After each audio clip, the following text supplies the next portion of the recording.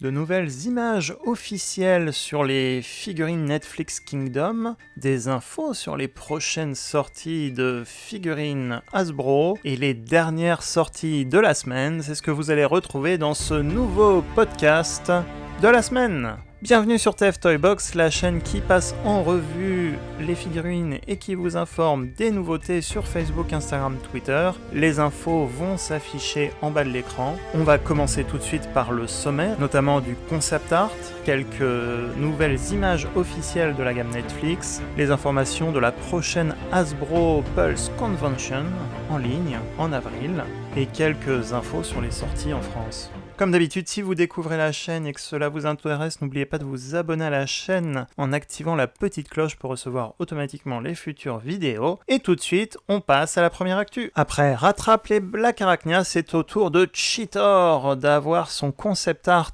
partagé en ligne sur les réseaux sociaux et Twitter, notamment celui du créateur Ken Christensen, créateur de ces croquis.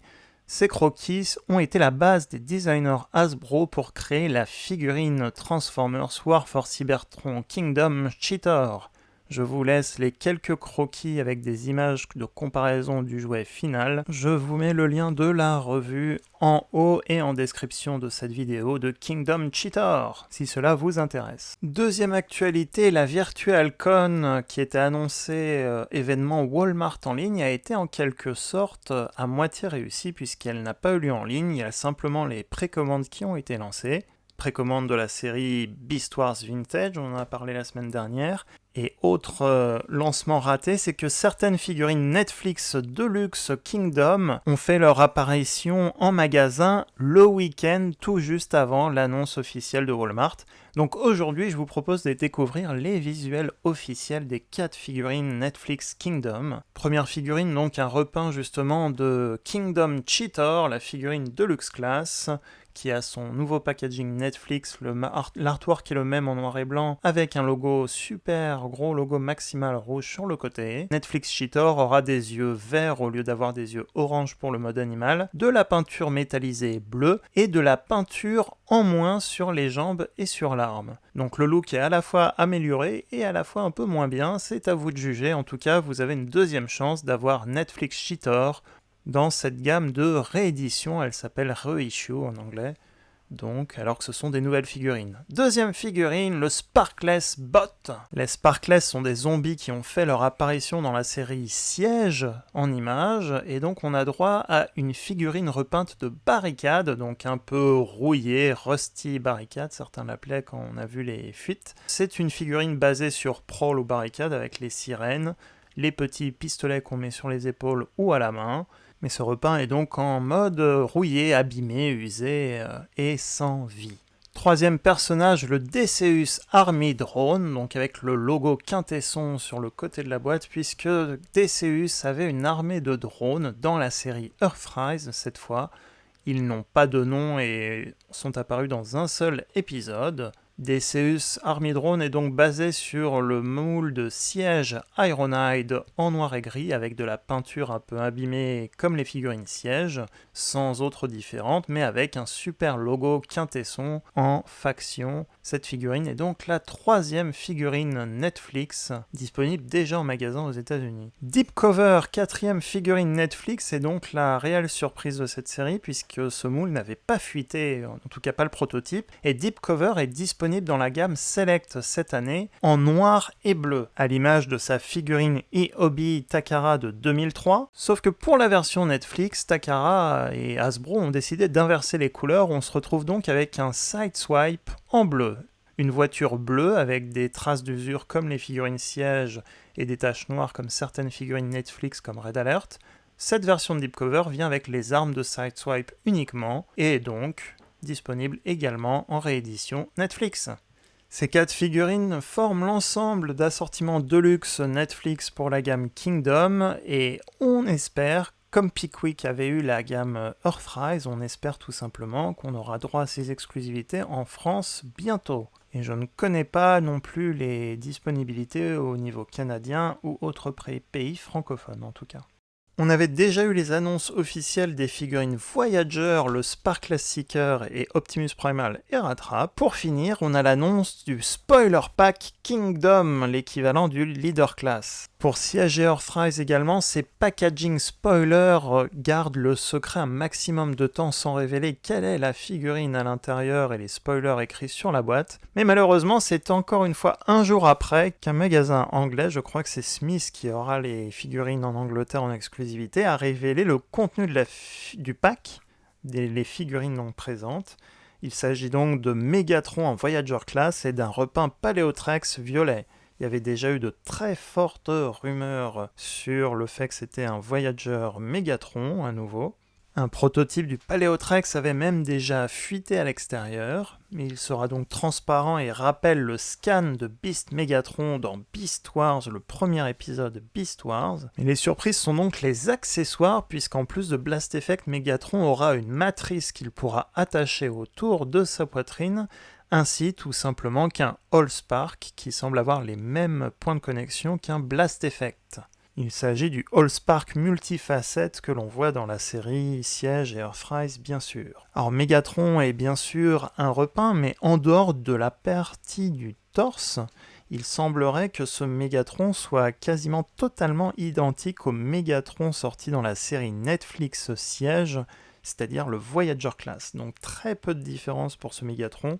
La plus-value sera donc surtout pour le Paléotrex violet ainsi que les accessoires dont le fameux Allspark. Cette semaine, pour fêter les nouvelles annonces Netflix, j'ai juste posté une nouvelle revue vidéo de Scrapface, n'hésitez pas à la voir, le lien sera en description et en haut de cette vidéo si vous voulez la consulter.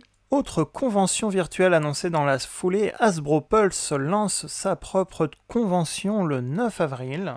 De nouveaux produits seront évoqués pour Star Wars Power Rangers et bien sûr Transformers. Et le descriptif est le suivant, c'est en anglais mais je vous le résume. En gros, ils vont révéler la fameuse vague 3 Kingdom et pas mal de nouvelles à propos du dernier chapitre Netflix Transformers de la trilogie Warforce Cybertron. On va donc avoir probablement une bande-annonce pour la série Kingdom qui sortira cet été sur Netflix, la vague 3, et on reviendra dessus tout de suite après. On va également avoir notre aperçu sur le Commander Class et le Titan Class Kingdom. Avec Takara, on sait déjà que le Commander Class sera Rodimus Prime. Je vous remets le podcast de la semaine dernière avec les photos officielles de Takara, mais on va voir les photos officielles de Hasbro cette fois. Le Titan Class, il y a de très fortes rumeurs que ce soit l'Arche, d'autant plus qu'il y a un artwork qui a été posté en septembre 2020 par Hasbro, qui affiche un dessin de ce géant, de ce titan tout simplement. Donc on aura les photos officielles à ce moment-là. Un personnage qui va apparaître pour la première fois en jouet, c'est probablement le Titan, l'Arche donc. Et si on pensait que le Weapon Pack était épique, donc ça veut dire qu'on aura droit à un deuxième Weapon Pack après le pack Centurion Drone, on devrait avoir également une nouvelle série d'exclusivités en figurines en partenariat avec IDW, donc les possesseurs de la licence Transformers pour les BD, et qui va, je vais le dire en anglais, will turn Transformers Universe upside down, donc qui va renverser l'univers Transformers. Et passer les prochaines secondes, car il y avait eu des fuites à ce sujet, donc spoiler alert, attention, 3, 2, 1, il y avait une rumeur sur la sortie de figurines Shattered Glass, un univers qui avait été créé par les convention Transformers en 2008, je crois d'origine, un univers où les méchants, les vils Autobots se battent contre les héroïques Decepticons. Un monde renversé comme décrit dans la description, ce serait cohérent de penser que IDW va lancer une nouvelle série de BD Shattered Glass, où on va avoir tout simplement un méchant Optimus Prime et son armée d'Autobots qui vont vouloir conquérir la galaxie, et on va voir le gentil protecteur Megatron qui va vouloir l'en empêcher avec cette Decepticon. À suivre donc début avril si cette rumeur est confirmée. Un premier pack Génération Select Optimus et Ratchet Shattered Glass est d'ailleurs sorti cette année pendant la Gamer Frise. Certains se sont procurés dans d'autres pays européens. Je le passerai en revue bientôt en faisant un petit numéro spécial Shattered Glass si ça vous intéresse. Donc n'hésitez pas à me dire si un numéro spécial Shattered Glass vous intéresse en description de cette vidéo, puisque j'ai également Drift et 2-3 autres figurines, et pourrais expliquer plus le contexte de ces personnages dans l'univers Transformers. En tout cas, c'est logique puisqu'il y a eu déjà un premier pack, et s'il a eu du succès, c'est logique qu'il y ait également d'autres figurines, et c'est encore mieux avec une BD qui va pouvoir raconter les histoires de ces personnages, si cette rumeur, cette hypothèse est confirmée. À suivre donc. Le descriptif d'Hasbro a l'air en tout cas d'aller dans ce sens. Revenons justement à la vague 3 Kingdom et à ce poster officiel de Hasbro révélé en 2020. Il y a donc des personnages pour moitié qu'on a vus dans les vagues 1 et 2, mais la vague 3 avait déjà fuité et il paraîtrait par exemple que Galvatron serait bel et bien une figurine leader class de la vague 3. Et malheureusement, ça va être dur pour Hasbro de tenir jusqu'à début avril, puisque des premières photos prototypes d'un leader class Galvatron a fuité, qu'on n'ait jamais vu et qui serait très fortement, donc à prendre avec des pincettes, mais ce serait très fortement un premier aperçu du leader class Galvatron ici en photo. Une revue devrait peut-être paraître sur YouTube, on l'a toujours pas vu, en tout cas je préfère attendre maintenant les visuels officiels d'Hasbro début avril pour partager plus d'infos sur ce personnage. On devrait avoir une pluie de nouveautés et surtout de précommandes qui vont en découler, y compris pour la France, et il faut admettre quand même que depuis le début d'année, on a pu trouver toutes les figurines Kingdom, Deluxe, Voyager et Core Class en magasin, pour ma part en tout cas, et certains ont même vu les Leader Class en magasin, Optimus et Megatron. En fait, il ne manque plus qu'Ultra Magnus dans la vague 2, et après on est bon. Ce sera la dernière figurine à sortir en France, et elle était disponible en précommande sur Amazon, donc elle devrait sortir en magasin en France. Enchaînons donc avec les dernières sorties nouveautés de la semaine, et j'ai eu l'occasion de voir en magasin, dans les premiers visiblement, B127, B127, Bumblebee, nom de code Bumblebee du film Bumblebee Movie, ainsi que Studio Series Dino de Dark of the Moon. Ces figurines sont apparues en magasin, je me les suis procurées avec Inferno, Kingdom et Dinobot étaient également présents. Si vous voulez vous faire un premier avis sur Dino, vous n'hésitez pas à voir la revue postée cette semaine, je vous mets le lien en haut et en bas en description. La revue de B127 devrait pas tarder également. Qu'après Pickwick, Jouet Club a également en stock Inferno et Dinobot. C'est d'ailleurs Jouet Club, je ne l'ai pas dit, mais c'est Jouet Club qui a eu les premières figurines B127 et Dino en magasin. Le Jouet Club avait également Megatron et Starscream en core class avec Rattrap et Vertebrek. Donc pour ceux qui veulent la vague 2 Kingdom, elle semble se généraliser un petit peu partout. Ce qui est étonnant d'ailleurs, c'est que Jouet Club a reçu directement la vague 2 Studio Series du film, sans passer par la vague 1 avec les figurines Studio Series 86, comme Blur, Cup et Jazz.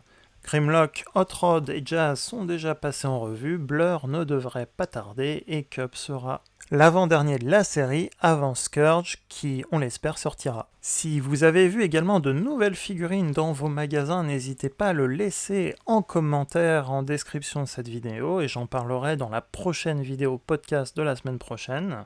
Je n'ai pas vu de nouvelles précommandes en particulier, mais en tout cas vous pouvez retrouver toutes les précommandes en lien en description de cette vidéo, des figurines Kingdom et Studio Series. N'hésitez pas à les utiliser si vous voulez faire des commandes groupées et en même temps ça permet de soutenir un petit peu la chaîne. Fin de ce podcast, j'espère qu'il vous a plu. N'hésitez pas à laisser en commentaire vos avis, vos idées ou vos trouvailles pour en parler dans le podcast de la semaine suivante. Pour soutenir cette vidéo et sa visibilité, laissez un pouce positif si ça vous a plu en bas de cette vidéo donc. Et si vous découvrez la chaîne et que vous ne l'avez pas encore fait, n'hésitez pas à vous abonner à cette chaîne en activant la petite cloche pour recevoir automatiquement les futures vidéos. Et sur ce, à très bientôt pour les prochaines vidéos et croyez-moi, il y a pas mal de nouveautés qui arrivent ce mois-ci.